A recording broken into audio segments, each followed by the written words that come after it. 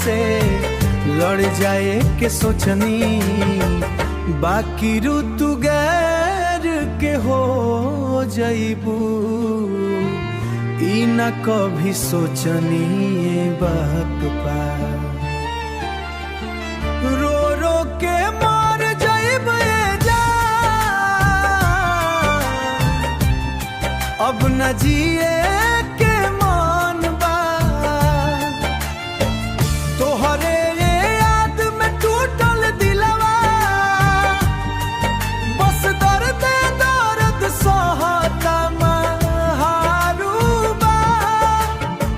Mobile में photo तोहार आज वो छुपा के रखले बानी।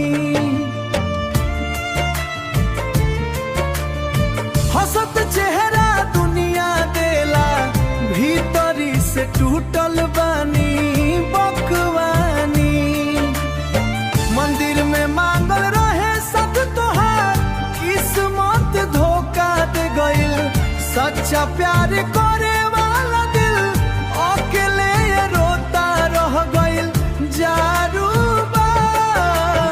अगर मोहब्बत खेल रहल तो हम सबसे हारल खिलाड़ी बा।